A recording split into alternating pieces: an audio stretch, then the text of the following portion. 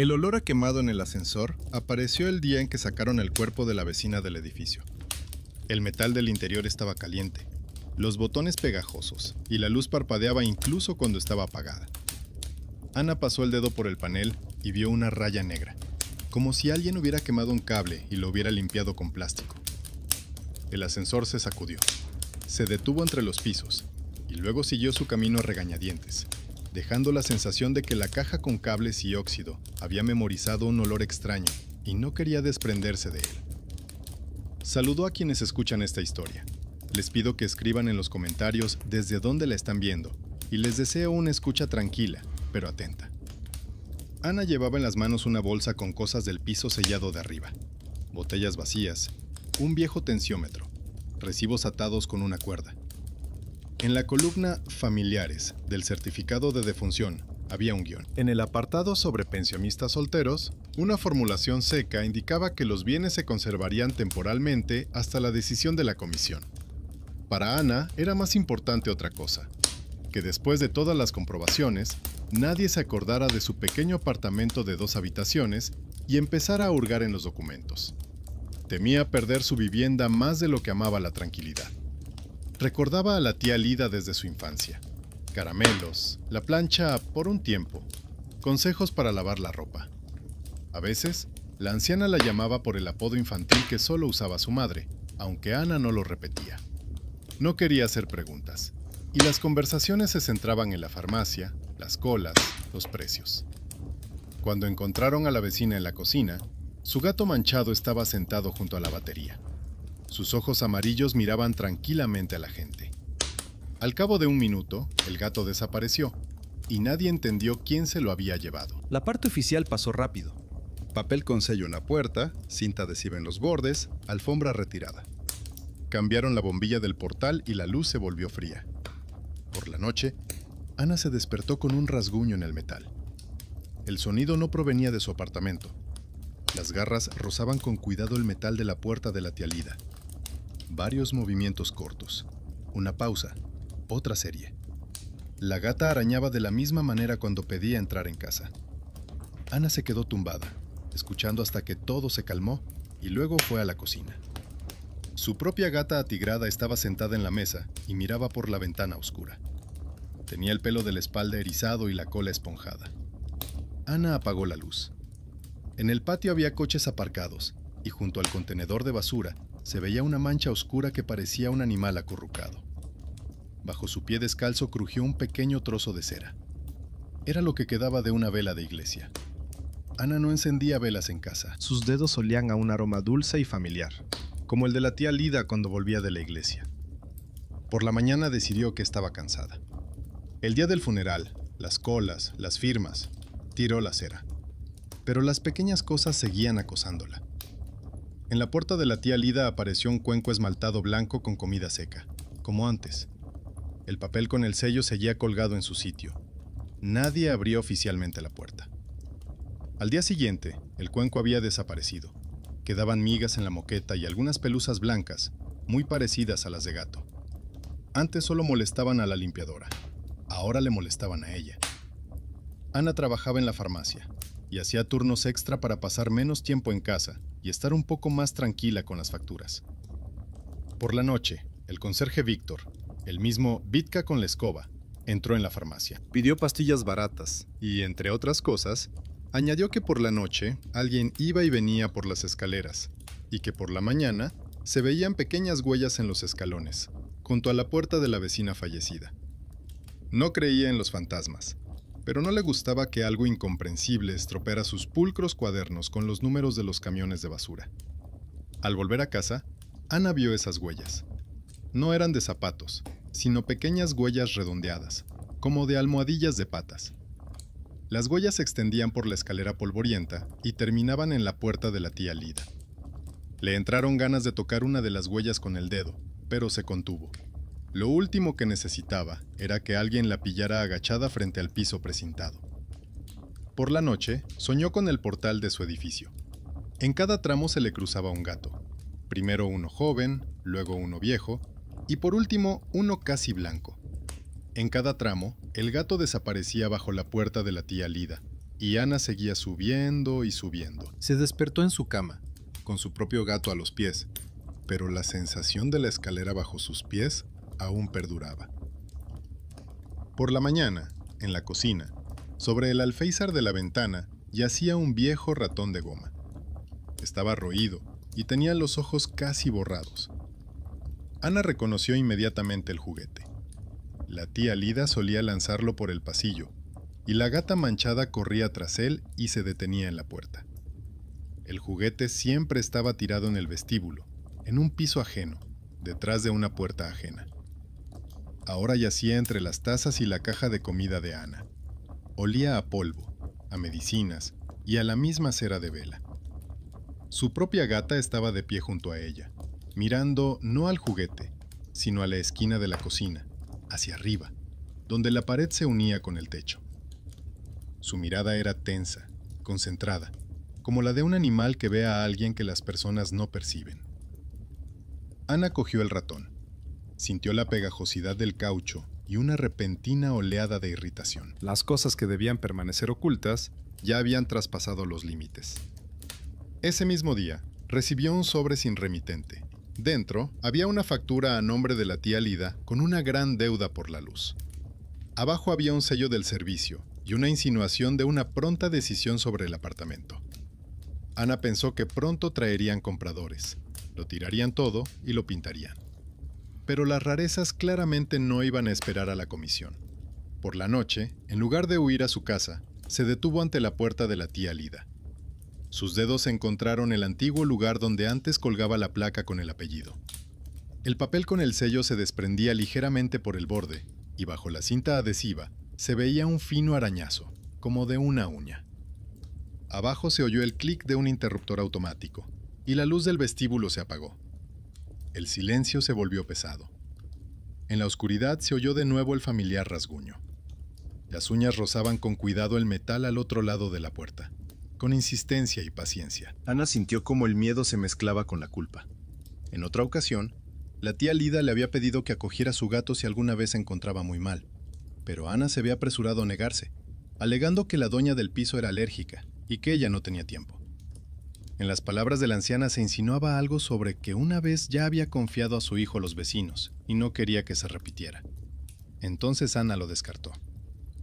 Ahora esas palabras le venían a la memoria en el momento menos oportuno. Se dio cuenta de que si volvía a su tranquilo apartamento de 2 habitaciones y fingía no oír nada, el chirrido no desaparecería. Los juguetes y las gotas de cera se irían acercando cada vez más, hasta que la frontera entre su vida y la de los demás se borrara por completo. En su bolsillo encontró la llave del apartamento precintado, que no había devuelto después de ayudar a clasificar los documentos. Una corriente de aire movió el papel con el sello. El chirrido se acalló, como si al otro lado también se hubieran quedado quietos. Ana levantó el borde de la cinta adhesiva, la despegó y sintió el frío del metal bajo su palma. Insertó la llave en la cerradura. El mecanismo hizo un clic sordo, como si despertara después de una larga pausa. Durante unos segundos, el vestíbulo quedó tan silencioso que se podía oír el ruido de un coche pasando a la lejanía. Ana respiró hondo. Reunió en un solo punto el miedo, la irritación y su tardía preocupación, y tiró de la puerta del apartamento donde, según los documentos, hacía tiempo que solo debía haber aire polvoriento y muebles que ya nadie necesitaba. Detrás de la puerta no olía a piso viejo, sino como en el vestíbulo después de limpiarlo con agua fría, solo que a este olor se mezclaba un persistente rastro de medicamentos y de esa cera que entumece los dedos. El aire era fresco, pero no viciado, como si hubieran abierto la ventana hacía poco. Ana dio un paso hacia adentro y enseguida vio en el suelo un fino rastro de arena y suciedad, Como de pequeñas patas.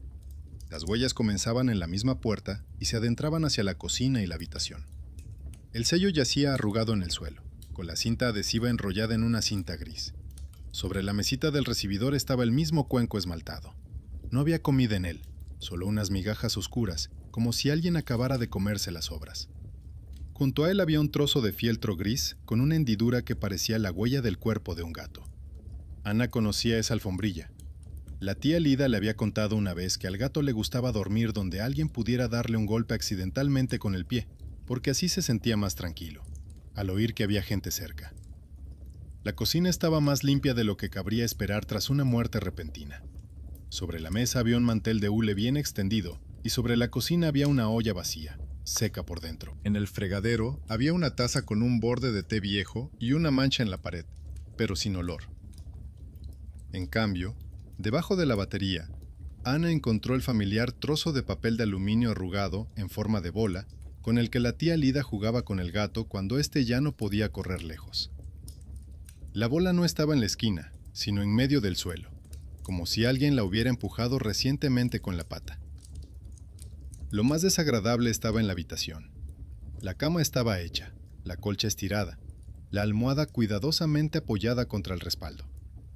En la televisión se veía una suave nevada, pequeñas motas blancas, aunque el enchufe estaba desconectado. En la pantalla se reflejaba una ventana en la que, en lugar del patio, se veía el tenue pasillo de la entrada. Por un segundo, a Ana le pareció que alguien pasaba por el pasillo, pero cuando se sentó más cerca, en la ondulación solo quedaba su propia sombra y el cuadrado de la ventana. En la mesita había unas gafas, y junto a ellas una pila de recibos. Ana los revisó, más para ocupar las manos que por la información. Arriba estaban los papeles recientes con las deudas. Abajo, los antiguos, cuidadosamente pagados. Entre ellos había un recibo de la tienda de animales más cercana, comida seca, arena y un juguete con forma de ratón. La fecha del recibo era muy reciente, casi coincidía con el día en que la tía Lida se puso enferma. En la columna Comprador figuraba un número de tarjeta largo, pero no un nombre. Frente al nombre del pienso, alguien había puesto una pequeña cruz con bolígrafo, como una nota. Repetir. Ana guardó el recibo en el bolsillo, sin saber muy bien por qué. Cada vez le parecía más evidente que aquel apartamento no se consideraba vacío. Al principio pensó que lo más terrible sería la noche, pero lo realmente difícil llegó por la mañana, cuando tuvo que ir a trabajar, sellar documentos, sonreír a los clientes y al mismo tiempo recordar que tenía que vigilar el espacio ajeno. Se le ocurrió la forma más sencilla de comprobar lo que estaba pasando. Cogió un teléfono viejo que tenía sin usar en un cajón. Le quitó lo mínimo superfluo y lo puso a grabar video.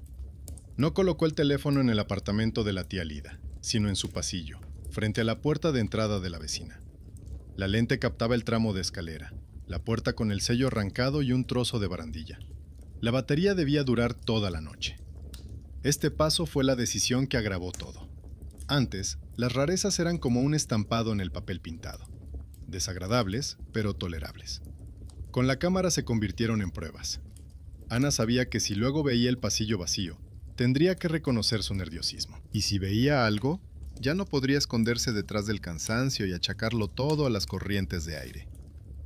La noche transcurrió entrecortadamente. Ana se despertaba con ruidos que parecían haber aumentado, pero ni una sola vez se atrevió a salir al pasillo. Su gato saltó varias veces de la cama, se acercó a la puerta, se sentó y miró atentamente por la rendija que había debajo, pero no siseó ni gruñó, como si al otro lado hubiera alguien conocido y extraño al mismo tiempo. Hacia la mañana, Ana cayó en un sueño profundo y sin sueños. A la mañana siguiente, lo primero que hizo fue mirar el teléfono. La memoria le bastó para recordar aproximadamente la mitad de la noche. Luego el archivo se interrumpió. En la pantalla se veía el vestíbulo oscuro, la puerta de la tía Lida, el círculo amarillo de la bombilla. Al principio, nada. Ligeras oscilaciones de luz, sombras de la ventana del piso. Luego entraron en el encuadre las piernas del conserje Víctor. Subió las escaleras, miró el papel de la puerta, se quedó parado, como si estuviera escuchando, y se fue. A partir de ahí, la imagen se quedó fija, como una fotografía. Aproximadamente a la mitad de la grabación, la lámpara sobre la puerta se movió ligeramente y la luz se volvió irregular. En el borde inferior del encuadre apareció una silueta gris borrosa, como si unos bigotes y un hocico húmedo se hubieran asomado al objetivo por un segundo. La silueta no se acercó a la puerta, sino que pasó junto a la barandilla, hacia un lado que la cámara no captaba. Unos segundos después, junto al umbral de la puerta de la tía Lida, se vio una sombra muy parecida a la de un gato. No movió las patas, solo se desplazó un par de centímetros, como si alguien la estuviera moviendo, aunque no había ninguna figura humana cerca. Al final de la grabación, La luz parpadeó y se apagó. En ese mismo instante, se oyó un breve sonido, similar a un leve arañazo sobre metal. Luego todo se interrumpió. El archivo parecía como si alguien lo hubiera cortado con unas tijeras. El teléfono no mostraba ningún error. Simplemente la grabación había terminado de forma demasiado abrupta. Ana rebobinó varias veces ese momento con la silueta junto a la cámara. Intentó detener la imagen, pero la cara del animal estaba borrosa. Solo se veían los bigotes, estirados hacia adelante, y una mancha parecida a la que tenía la tía Lida alrededor del ojo. Ana habría reconocido a su gato entre mil, pero este era diferente, más corpulento, pesado, seguro de sí mismo, como si alguien hubiera entrado para comprobar que la entrada y las puertas estaban en su sitio. En la farmacia, el día se alargaba como una cinta pegajosa. La gente se quejaba de la presión, el dolor de cabeza, los precios. Ana respondía como de costumbre. Seleccionaba las pastillas y escuchaba las historias. Un hombre contó que, tras la muerte de su perro, seguía oyendo el sonido de sus garras en el pasillo, hasta que llevó el cuenco y el collar al refugio. Ella anotó mentalmente este detalle, como una pequeña aguja en el reloj de otra persona. En el cuaderno donde a veces anotaba los medicamentos necesarios, escribió con el mismo bolígrafo una breve lista de lo que había visto en casa de la tía Lida. Un ratón de goma, cera de vela, un ticket de la tienda, un cuenco, migas de comida, huellas en la puerta, un gato ajeno en la entrada. Después del trabajo, el conserje la esperaba en la entrada. Víctor se movía de un pie a otro, sosteniendo en sus manos una hoja de papel arrugada. Dijo que ayer había visto en la escalera a un gato sentado frente a la puerta de la vecina fallecida y que se comportaba como si esperara que ella abriera. Se sintió incómodo y llamó a la puerta, aunque sabía que no podía haber nadie allí. En respuesta, se oyó un ligero sonido metálico, como si una lengua áspera lamiera la puerta. Añadió que, al amanecer, había encontrado una pequeña gota de cera junto al ascensor. Ana se dio cuenta de que era la primera vez que alguien describía en voz alta los mismos detalles que ella intentaba considerar una coincidencia. En la conversación salió a relucir una vieja historia. Hacía mucho tiempo, la tía Lida tenía un hijo que desapareció en la adolescencia. Se unió a una pandilla y luego se marchó. Algunos vecinos decían que había muerto, otros que estaba en la cárcel, y otros creían que todo era inventado. La tía Lida casi nunca lo mencionaba. Solo una vez, cuando le pidió a Ana que acogiera a un gato, dijo que nunca más dejaría a un ser vivo completamente solo. Esta frase, que surgió de su memoria, se convirtió en la primera pieza importante del rompecabezas. Tenía la sensación de que la tía Lida ahora estaba intentando hacer lo contrario. No dejar sola a la gata, pero tampoco abandonar a las personas. Solo que lo hacía con los medios que le quedaban. Recibos ajenos, olor a cera, un juguete viejo. Por la noche, en lugar de volver a dejar el teléfono en el pasillo, Ana decidió dar un paso que abría aún más la puerta entre la vida cotidiana y lo que se escondía cerca. Cogió un pequeño cuenco de su cocina, lo llenó con la comida que solía darle a su gato y lo dejó, no en su casa, sino justo en la puerta del apartamento de la tía Lida. Un poco a un lado, para no estorbar el paso, pero lo suficientemente cerca del umbral. Junto a él, como señal, colocó el mismo ratón de goma. Su gato estaba en el umbral y miraba con interés, pero no se acercaba. Todo el vestíbulo olía a la cena habitual y a hormigón ligeramente húmedo. Ana cerró su puerta, dejando una rendija por la que podía meter un dedo. Su corazón latía irregularmente, aunque todavía no había pasado nada. Sabía que, al dejar el cuenco, reconocía que alguien llamaba desde el apartamento vacío y no solo desde su propia imaginación. Por la noche, no volvió a poner la grabación. En algún momento se oyeron los familiares arañazos débiles y pasos suaves en la escalera. Ana se quedó tumbada, contando las respiraciones para no levantarse de un salto y abrir la puerta. Su gato levantó la cabeza, escuchó y de repente ronroneó suavemente, como si detrás de la puerta hubiera aparecido alguien a quien conocía desde hacía mucho tiempo. Por la mañana, el cuenco junto a la puerta estaba vacío. No había migas ni pelo cerca. Sin embargo, en el ratón de goma había huellas claras de dientes. No de su gato, que no le gustaban los juguetes, sino de otra mascota más grande. En el suelo de hormigón, casi en el umbral, había otro trozo de cera, con una superficie plana en la que se veía claramente la huella de un pequeño círculo. Ana comprendió que era la base de una vela que alguien había colocado allí, justo en el límite entre los dos apartamentos. Ahora no solo tenía una certeza interior, sino también una cadena de objetos: el recibo de la tienda, el dibujo con la silueta de un gato, el relato del conserje, las gotas de cera, el juguete ajeno en su cocina y el cuenco vacío que alguien había lamido hasta dejarlo reluciente. El miedo tenía ahora un número de inventario, aunque sin sello. Quedaba la pregunta principal: ¿por qué alguien al otro lado de la puerta hacía todo eso? ¿Y por qué la gata de la vecina fallecida regresaba con tanta insistencia precisamente aquí, al portal, donde en los papeles oficiales ya habían empezado a marcar las casillas correspondientes para redistribuir la vida ajena en las líneas necesarias? A la mañana siguiente, el vestíbulo estaba inusualmente concurrido. 2 vecinas y un hombre de la empresa gestora se reunieron en la puerta de la tía Lida. Comentaban que del apartamento salía un olor a medicamentos y cera, que por la noche parecía que alguien andaba por allí, y que además había un gato extraño corriendo por el patio. Una de las mujeres dijo que estaba harta, que su nieto era alérgico y que iba a escribir una solicitud para que lo precintaran, lo sacaran y lo vendieran lo antes posible. Ana estaba un escalón más abajo y escuchaba como si se tratara de algo que querían tirar mientras el propietario no miraba.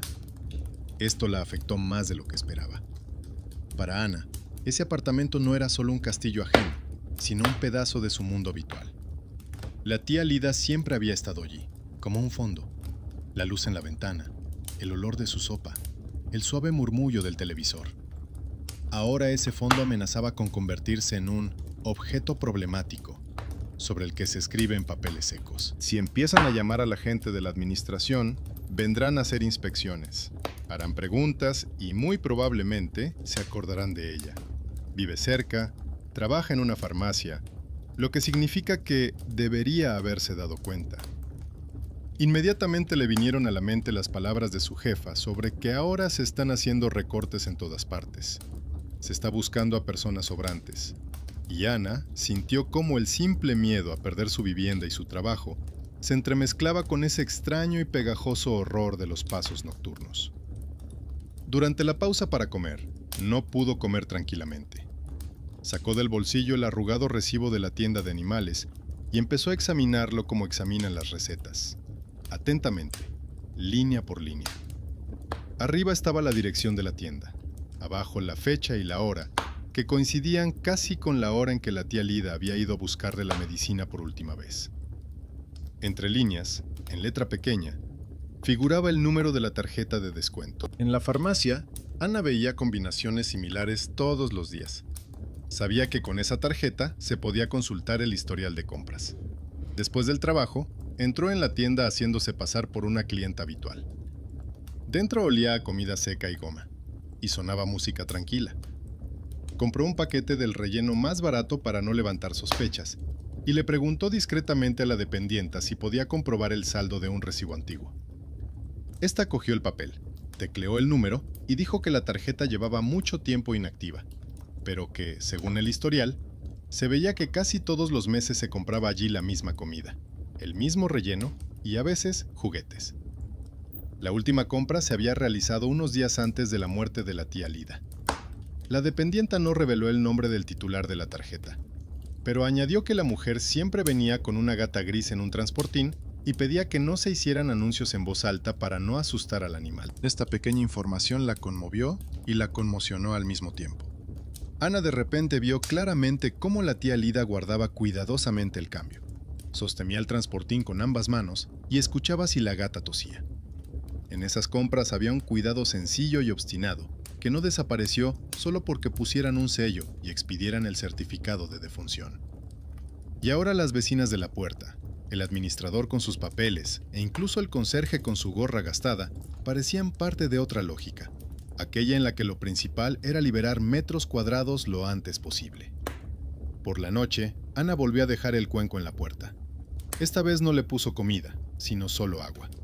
Acercó al cuenco un platito en el que había puesto unas gotas de leche, como solía hacer su abuela. Junto a él colocó la vieja tapa de un frasco de farmacia, en cuyo interior había marcado un pequeño círculo con un bolígrafo negro. Era su sesgo profesional. Incluso en un ritual tan extraño, quería tener una muestra de control para poder comparar después las huellas. Por la noche, ya casi dormida, Ana sintió un ligero temblor en su cama, como si alguien se hubiera sentado con mucho cuidado en el borde. No había peso, solo un suave balanceo del colchón. Su gato estaba acostado a su lado en ese momento y no se movía. Ana no abrió los ojos y mantuvo la respiración uniforme. El error habría sido levantarse bruscamente y empezar a buscar con la mirada a alguien a quien quizá no se pudiera ver con la vista habitual. En lugar de eso, aguzó el oído. Al principio no oyó nada, solo el ruido de las tuberías y el ascensor lejano. Luego, en algún lugar por encima de su cabeza, se oyó un suave chasquido, como si una mecha se hubiera encendido, y el aire se llenó de un intenso olor a cera. Por la mañana, el cuenco de agua estaba medio vacío, y la leche del platillo había desaparecido. En la tapa del tarro se veía una fina marca en forma de arco, parecida a la huella de la lengua de un gato, y en el borde se veían pequeñas muescas, como las que deja una superficie rugosa. Junto a ella, en el suelo, había otro trozo de cera, pero ahora no tenía forma de gota, sino de cilindro ligeramente alargado con un lado aplastado, como si alguien hubiera dejado caer una vela y luego la hubiera levantado, dejando una marca. Ana cogió la gota de cera y la colocó junto a las anteriores que ya había reunido en una pequeña caja. Ella misma se sorprendió de lo cuidadosa que se había vuelto con estas extrañas pruebas materiales. En su vida, todo se decidía siempre por los papeles. Recetas, historiales médicos, contratos de alquiler, turnos de trabajo. Ahora se había añadido otro conjunto de documentos, invisible para la empresa gestora, pero muy claro para ella. Marcas de dientes, huellas de lenguas, formas de gotas. A la hora del almuerzo, Víctor entró a verla. Estuvo frotando la gorra entre sus manos durante un buen rato, y luego le pidió que le vendiera, en lugar de pastillas, una linterna sencilla y barata. Dijo que por las noches había ruido en el sótano, y que había decidido revisar las tuberías. Ana, con todo su instinto de farmacéutica, sintió que no se trataba de las tuberías.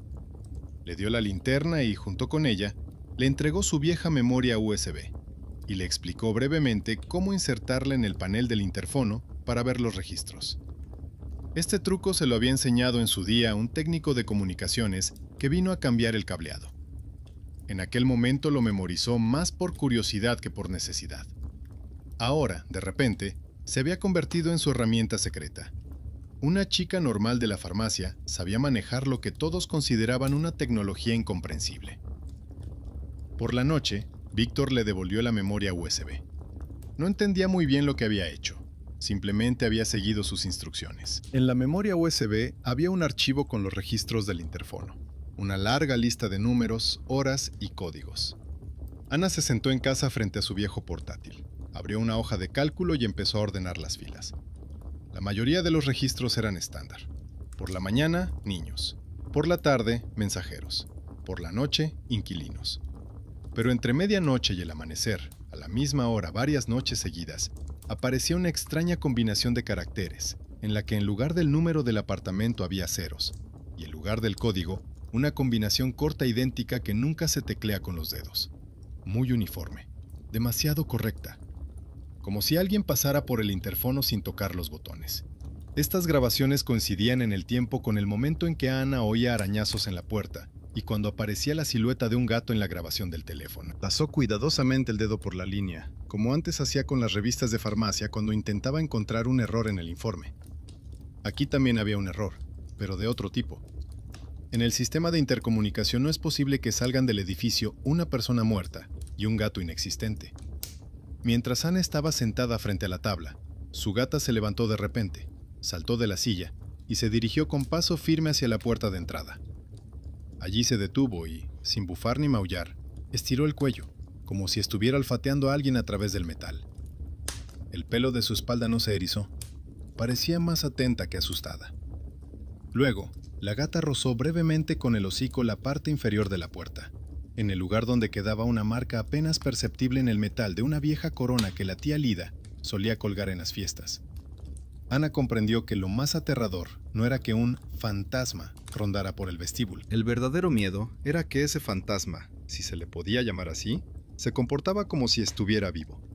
Recorría sus rutas, buscaba su puerta, comía donde estaba acostumbrado y, tal vez, no entendía que el mundo a su alrededor hacía tiempo que había redistribuido todo en otras líneas y apartamentos. En esta imagen, el gato no era portador del terror, sino un pequeño conductor de algo ajeno, que no sabe simplemente desaparecer por orden de la empresa gestora. Volvió a hacer una lista, pero esta vez no en papel, sino en su cabeza. Si la tía Lida tiene miedo de dejar a alguien solo, entonces, tal vez, la gata extraña no solo busca a su antigua dueña, sino también a una nueva persona a quien poder transferir ese vínculo. Y fue Ana quien no se dio la vuelta ni la ignoró, quien comenzó a reunir pruebas en lugar de poner nuevos sellos.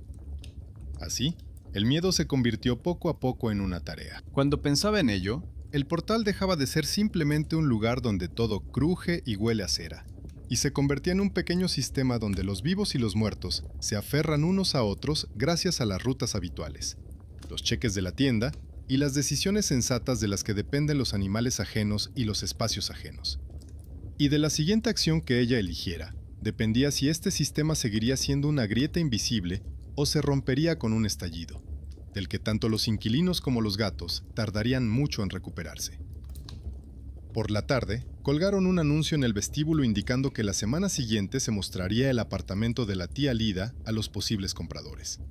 En letra pequeña se indicaba que antes se limpiaría el local, se desconectarían las líneas sobrantes y se realizaría una inspección.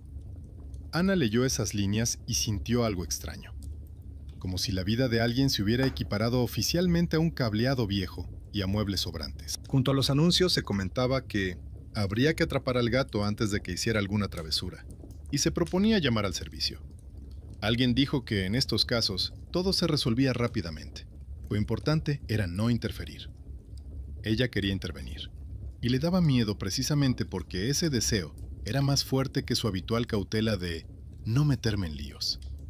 Entendía que cualquier movimiento innecesario podía acarrearle problemas. En la administración local se apresuran a encontrar culpables. Y en la farmacia, a los jefes no les gusta que los empleados se entrometan en los asuntos ajenos. Pero la idea de que simplemente atraparan al gato en una bolsa y se lo llevaran, superó su miedo.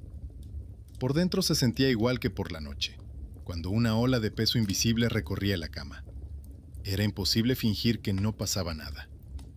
Al día siguiente, Ana fue a ver a la administradora y se ofreció a ayudarla a ordenar los medicamentos y los documentos del apartamento. Le explicó que sería más fácil seleccionar de inmediato lo que no se podía tirar que luego escribir solicitudes a los hospitales y clínicas. Sus argumentos parecían razonables, y la mujer de gafas aceptó, decidiendo que así ahorraría tiempo. La llave del apartamento estaba en su cajón, como un objeto más del inventario. Ana se fijó en que, por costumbre, la mujer anotó la entrega en el registro y, sin querer, pensó que otra delgada línea de la historia oficial de la casa acababa de conectarse con lo que pasaba por delante de su puerta por la noche. La puerta del apartamento de la tía Lida se abrió con dificultad, como si el aire detrás de ella no se hubiera movido en toda una época, aunque solo habían pasado unos días. Dentro olía igual que por la noche, a medicamentos, cera y algo parecido a almidón viejo. En la cocina había tazas. En una de ellas se había secado un resto de té. En el alféizar de la ventana había un mantelito doblado, sobre el que seguramente había habido un cuenco. Sobre la mesa había recibos, recetas y el horario de las citas en la clínica. Ana conocía todo eso casi de memoria como tipo de documentos, pero no como la biografía de alguien. Se sentó a la mesa y comenzó a ordenar cuidadosamente los papeles. Las recetas en una pila, los recibos de los servicios públicos en otra, y las cartas antiguas en una tercera. Entre las facturas de agua y electricidad, encontró un antiguo contrato de alquiler, impreso con letras descoloridas. En una esquina figuraba el apellido de la tía Lida, en otra, el nombre de la persona por la que ella había respondido en su día. El apellido de esa persona coincidía con el apellido de soltera de su propia abuela. Ana miró las líneas durante un buen rato, hasta que en su cabeza se formó lo que antes solo había intuido vagamente. Muchos años atrás, cuando su familia se mudó y buscaba un alojamiento temporal, La tía Lida ya formaba parte de su historia, solo que desde otra perspectiva. Resulta que, en su día, esta mujer ya les había ayudado a conservar un techo sobre sus cabezas. Solo que en la familia casi nunca se hablaba de ello. Lo achacaban todo a la casualidad. Ahora todo parecía diferente. Las huellas de gato, el olor a cera, el crujido de la puerta por la noche y el registro del interfono con ceros se combinaban para formar una imagen diferente. No era solo un edificio encantado, sino también una casa donde en algún momento se entrelazaron dos vidas ajenas, y ahora una de ellas exigía una respuesta. Ana sentía esta idea casi físicamente, como una ligera presión en el pecho, para la que normalmente se recetan pastillas contra la ansiedad. Sacó su viejo teléfono del bolso, lo colocó en la cocina sobre un soporte y activó la grabación de video. Dirigió la cámara de manera que en el encuadre quedaran la puerta, la ventana y la esquina de la mesa con los recibos. Fue una decisión consciente por su parte. Dejar un ojo que no creyera en los ruidos, sino que captara las sombras y los movimientos. Era consciente de que era un paso hacia lo que le daba miedo, quedarse en el apartamento por la noche, aunque tuviera la posibilidad de marcharse. Víctor, al enterarse de que ella iba a pasar la noche allí, le dijo en voz baja que estaría cerca, en el sótano, supuestamente revisando las tuberías. Oficialmente se ocupaba del repaso técnico, pero extraoficialmente la protegía con su presencia y su llavero. Normalmente se le percibía como una persona en segundo plano que simplemente barría, pero ahora resultaba que su silencioso consentimiento determinaba si cerrarían la entrada al piso antes de tiempo. Por la noche, el apartamento respiraba de forma diferente a las personas. Las paredes crujían por los cambios de temperatura. Las tuberías hacían ruido. En algún lugar bajo el suelo susurraban bolsas o ratones. Ana se sentó en un taburete en el pasillo para ver las dos puertas, la de entrada y la que daba a la habitación de la tía Lida. Apagó la luz a propósito, dejando solo un tenue rectángulo de luz que entraba por la ventana de la cocina. El teléfono sobre la mesa seguía grabando. Su pequeño ojo parpadeaba como un punto apenas perceptible. Al principio no pasó nada. Luego, otro sonido se mezcló con el habitual crujido. Un ligero rasguño en el metal, como si unas garras rozaran el borde inferior de la puerta. El mismo sonido que antes hacía que Ana se quedara paralizada en su apartamento, solo que ahora estaba muy cerca. Se oyeron pasos rápidos y claros sobre el linóleo. En el umbral de la puerta se vislumbró la sombra de un gato, sin el pelaje denso y las rayas definidas habituales. Más bien una mancha oscura que llenaba el espacio entre el suelo y el aire. Se detuvo, como si estuviera escuchando, y luego se deslizó rápidamente hacia la cocina. Ana no se levantó de inmediato. Sintió ligeras sacudidas en el parqué, como si alguien saltara sobre una silla y luego sobre el alféizar de la ventana. Desde la cocina llegó un sonido apenas audible, similar al chirrido de una cerilla. Y al cabo de un momento, el familiar olor a cera se hizo mucho más intenso. Era tan fuerte que casi ahogaba las notas de farmacia. El aire se volvió más denso, como en una habitación pequeña donde se ha encendido una vela y se ha olvidado abrir la ventana.